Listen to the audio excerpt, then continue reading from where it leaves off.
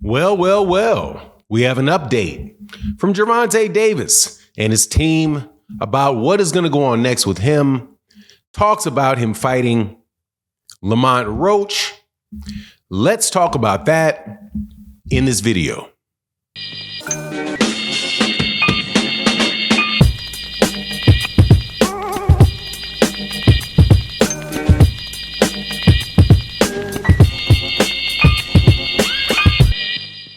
All right, welcome back to the channel. It's your boy Fanon.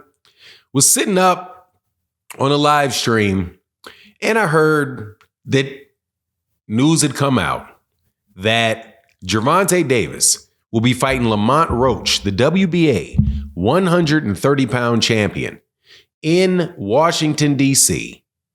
in December. When I first heard it, I thought to myself, wow, there's going to be a real firestorm off this one. But honestly, I don't mind it because I want to see Gervonta fight this year. And there's been a lot of other people that have seemingly gotten out of the way one way or another with a fight for him. And I'll take it. However, woke up this morning and here comes Kenny Ellis, bright and shiny on Instagram, updating everybody as to what this is really about. Before I get into the details, though, let me welcome you back to the channel. If you're new to the channel, please accept my invitation to hit the subscribe button. Hit the bell icon so you can be notified of when we release more videos. And if you're a longtime subscriber and supporter of the channel, thank you guys so much. Thank you to Barbara D. Thank you to Matty O. Thank you to guys, everybody that supports the channel. Not the most exciting time in boxing right now because we're looking to see what's going on with the lightweight division. Whole lot of inactivity this year. Lomachenko, I do believe, fought one time this year. Gervonta, as of right now, has fought one time this year. Devin has fought one time this year. Ryan has fought one time this year. I'm not sure how many times Teofimo's fought this year at 140, but that whole group of people between 131 and 140, at the top, there's been some inactivity this year. And that's not necessarily a good thing, which is why I say, look, I'd rather Gervonta Davis fight somebody than nobody.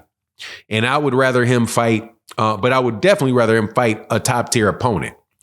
Now, Kenny Ellis came out and said, don't listen to anything that Rick Glazer says. Don't listen to anything that Rick Glazer says. He owns 1,000 pair of khakis. Now, while very funny, and I get the joke, he's a nerd, don't listen to him, wears too many pairs of khakis, I would like to say that that's not true. Have you ever seen Rick Glazer, bro? Rick Glazer can't fit in no khakis. He got them stretchable, man. He got them stretchable, stretchable balloon pants, man, for dudes that big. Anyway, he's definitely not a credible resource, and everybody should know that. However, I did not originally hear, well, I did hear eventually that the rumor originated with Rick Glazer, but I had heard it subsequently from other people. So I guess I underestimated the willingness of media people to share, as if it is true news, things that come out of Rick Glazer's mouth. That is something you should not do. I'm telling you, if you don't know who Rick Glazer is, don't worry. Don't worry looking him up. Trust me, because you don't want to hear all of that stuff coming from him. However,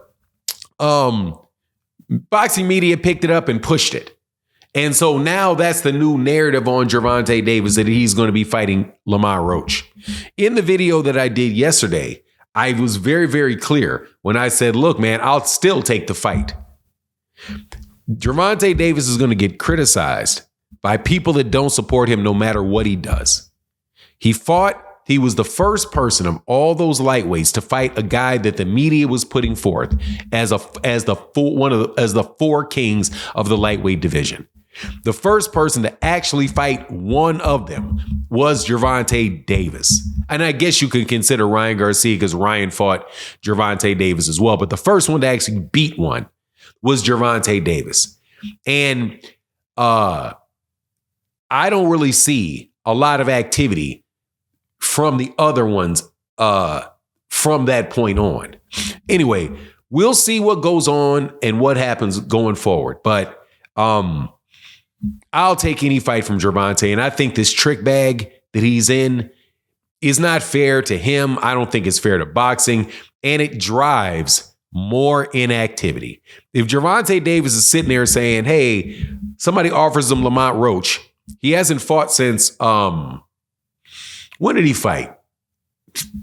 He was supposed to fight in November, right? So 4 months before November, whenever the last fight was when he fought Frank Martin.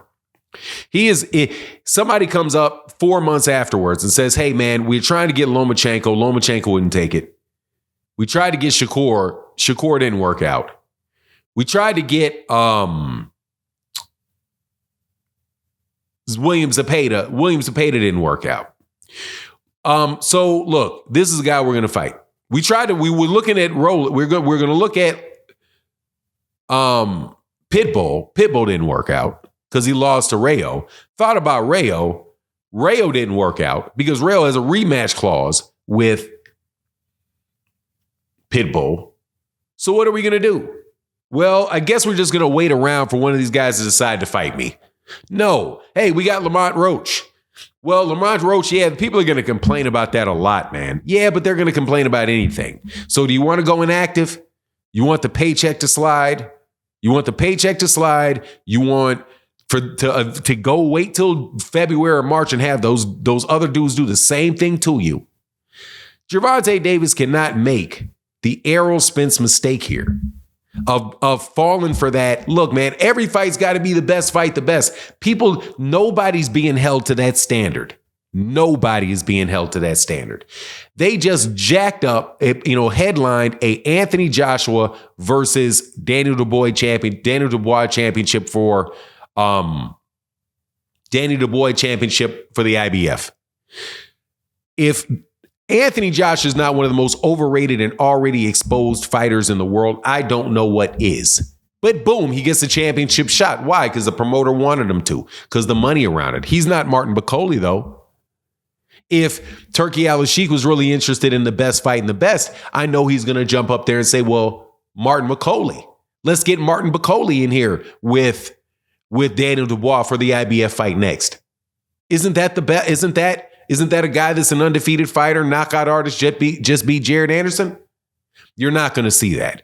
You're going to see Anthony Joshua take another busy fight, like he did the one before when he had Francis Ngannou in the ring with him. AJ fans are not complaining about that, man. Okay? They're not complaining about it. Canelo Alvarez for years. Berlanga, Munguia, Yildirim. And then he'll get a Bivol. And then he'll get a big fight, a tough fight. Here and there. It seems to me that only black fighters are the ones that got to actually fight them. Am I right? No, I'm sure it's other people as well. But you get my point. That have to do it every single solitary time out. Or we don't want to see the fight. Nah, bro. You're perfectly okay when Devin Haney fights a obviously diminishing Regis Prograis, who had just got dropped in his last fight before that. But anyway, that's my take on the matter. Gervonta need to do whatever Gervonta Davis want to do. And the talk is going to be what the talk is, because the talk has been there no matter who he fought. And it's going to be there no matter who he fights. He could literally be Jaron Ennis, and Jaron Ennis will turn into a bum the next day. But anyway, that's my take on the matter.